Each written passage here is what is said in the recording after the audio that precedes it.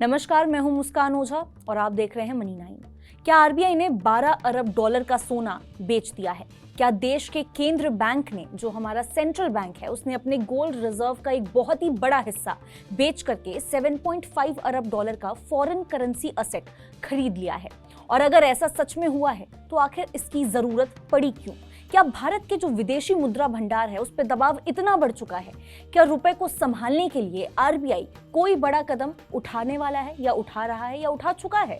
और सबसे बड़ा सवाल, आखिर ये जो पूरा दावा किया जा रहा है वो आया कहां से? इसके पीछे क्या तथ्य हैं? इसकी सच्चाई क्या है?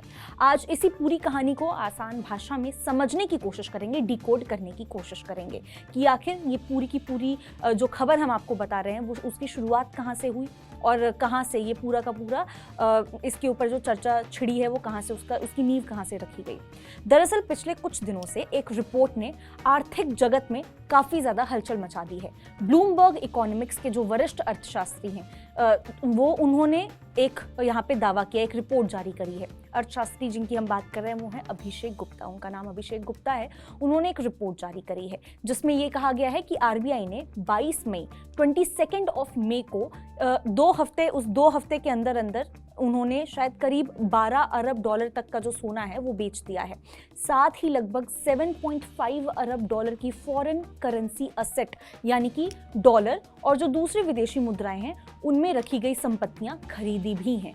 अब ये जो खबर है सामने आते ही चर्चा शुरू हो गई। क्या आरबीआई ने अपने गोल्ड रिजर्व का, जो गोल्ड रिजर्व इतना ज़्यादा, मतलब हम ये मान के चलते हैं कि वो हमारी बहुत बड़ी एक ताकत है, उस गोल्ड रिजर्व को कम करके डॉलर का जो भंडार है वो बढ़ा दिया है? यानी कि क्या आरबीआई ने गोल्ड रिजर्व को कम करके डॉलर का भंडार बढ़ा दिया है?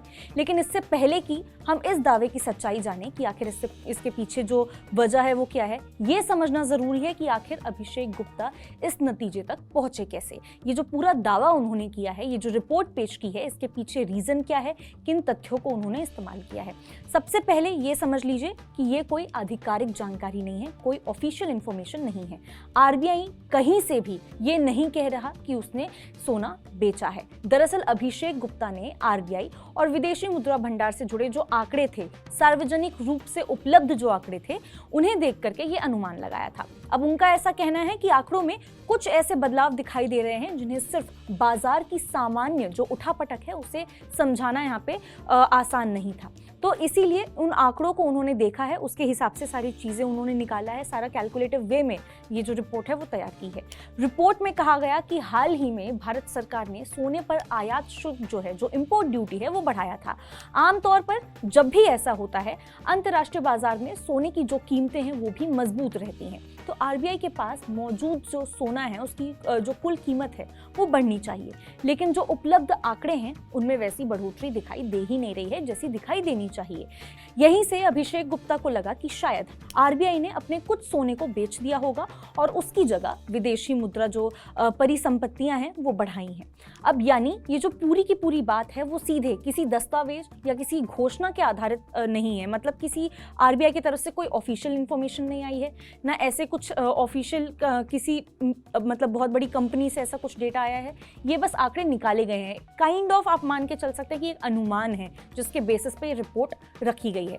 अब उपलब्ध आंकड़ों को देख करके ये एक अनुमान पूरा का पूरा लगाया गया है कि आरबीआई ने सोना बेच दिया है और उसकी जगह पे जो फॉरेन जो हमारा भंडार है, जो विदेशी मुद्रा भंडार है, उसको भरने की कोशिश की गई है। अब सवाल उठता है कि आखिर आरबीआई ऐसा करता तो उसकी वजह क्या हो सकती थी। मान लीजिए, एक पल के लिए मान के भी चले कि आरबीआई को अगर ऐसा करना पड़े तो उसके पीछे रीजन क्या हो सकता है। देखिए, रिपोर्ट में इसके पीछे कई तरह के कारण भी बताए गए हैं। सबसे जो बड़ा यहाँ पे कारण बताया गया है वो ये है कि मिडिल ईस्ट में बढ़ता हुआ तनाव और ईरान से जुड़ा संघर्ष सबसे बड़ा एक कारण हो सकता है। रिपोर्ट का अगर तर्क देखें तो ये तर्क था कि इस तनाव की वजह से तेल की जो कीमतें हैं उस पर दबाव पड़ रहा है। भारत दुनिया का तीसरा सबसे बड़ा तेल आयातक देश है, जो यानी कि जो ऑयल इंपोर्ट करता है, और तेल खरीदने के लिए भारत को बहुत बड़ी मात्रा में डॉलर खर्च करना पड़ता है। जब तेल महंगा होता है तो देश से ज़्यादा डॉलर बाहर जाता है। अब ऐसे में विदेशी मुद्रा भंडार पर ज़्यादा दबाव पड़ता हुआ नजर आ सकता है और रुपए के ऊपर भी इसका असर देखने को मिलता है। अब इसके अलावा रिपोर्ट में ये भी कहा गया कि विदेशी निवेशक लगातार भारतीय बाजारों से पैसा निकाल रहे हैं। हम बात कर रहे हैं एफआईआई की। जब विदेशी निवेशक पैसा निकालते हैं तो उन्हें डॉलर चाहिए होता है, इससे डॉलर की मांग बढ़ जाती है और रुपए पर और भी ज्यादा दबाव पड़ने लगता है।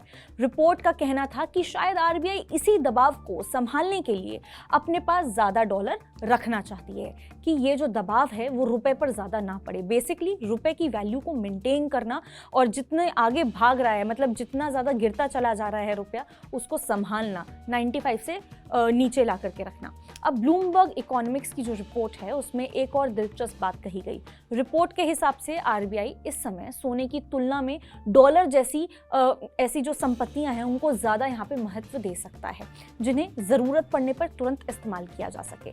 सोचिए, अगर किसी देश को अचानक तेल खरीदने के लिए ज़्यादा डॉलर चाहिए हो या फिर विदेशी मुद्रा बाजार में यहाँ पे हस्तक्षेप करनी हो तो डॉलर तुरंत काम आ सकता है, जबकि सोने को पहले आपको बेचना पड़ेगा, नकदी में बदलना पड़ता है। और इसी वजह से रिपोर्ट में कहा गया कि आरबीआई शायद डॉलर भंडार को मजबूत करने को यहाँ पे प्राथमिकता दे रही है। प्रायोरिटी अभी गोल्ड को यहाँ पे रखना नहीं है, बल्कि ये है कि आप डॉलर मुद्रा को कैसे बढ़ा सकें।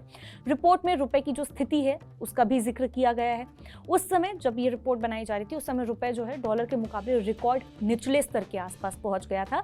विदेशी मुद्रा बाजार में काफी उतार चढ़ाव देखने को यहाँ पे मिल रही थी और रिपोर्ट में ये भी कहा गया कि आरबीआई रुपए को संभालने के लिए अलग अलग जो ऑप्शंस हैं उन पे विचार कर रहा है, उस पे डिस्कस हो रहा है वहां पे। अब इनमें ब्याज दरों में बदलाव को लेकर के विदेशों से डॉलर जुटाने जैसे जो कदम हैं वो भी शामिल थे इस पूरी लिस्ट में, जिनके ऊपर डिस्कशन चल रहा था।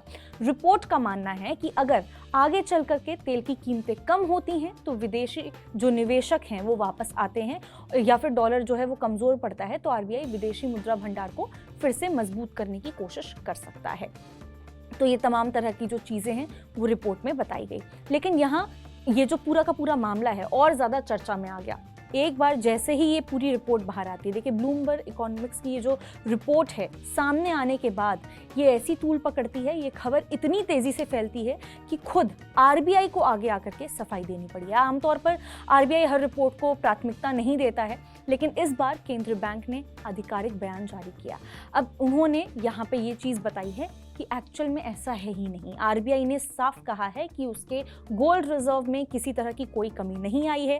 केंद्रीय बैंक के हिसाब से उनके पास मौजूद फिजिकल गोल्ड स्टॉक यानी कि वास्तविक सोने का जो भंडार है 880.52 टन्स अवेलेबल है और इसमें कोई बदलाव नहीं हुआ है। आरबीआई ने उन खबरों को गलत बताया है जिनमें ऐसा कहा गया है कि केंद्रीय बैंक यानी कि सेंट्रल बैंक 12 अरब डॉलर तक का जो सोना है बेच दिया गया है केंद्रीय बैंक की तरफ से।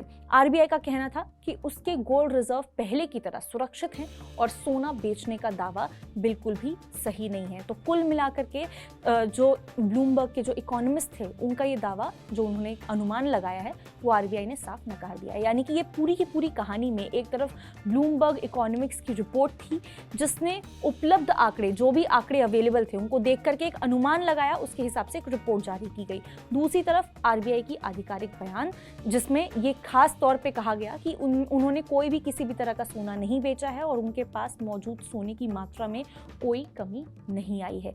तो यही वजह है ये पूरा का पूरा जो मामला है वो इतना बड़ा बन गया, क्योंकि एक तरफ बाजार के आंकड़ों के आधार पर लगाया गया अनुमान शामिल है, वहीं दूसरी तरफ जो है देश के केंद्रीय जो बैंक है उनकी आधिकारिक सफाई भी शामिल है। फिलहाल आरबीआई का रुख पूरी तरह से स्पष्ट है। आरबीआई का ऐसा कहना है कि उनके पास अभी 880.52 टन जो गोल्ड है वो अवेलेबल है। 12 अरब डॉलर का सोना बेचने वाली जो खबर है वो बिल्कुल भी सही नहीं है। आप इस बारे में क्या सोचते हैं? क्या कुछ है आपके थॉट्स? आप हमें कमेंट करके जरूर बता सकते हैं। ऐसी और खबरों के लिए आप विजिट कर सकते हैं हमारी वेबसाइट money9live.com और सब्सक्राइब कर सकते हैं हमारा यूट्यूब चैनल Money9। मिलते हैं आपसे अगले वीडियो में, तब तक के लिए नमस्कार।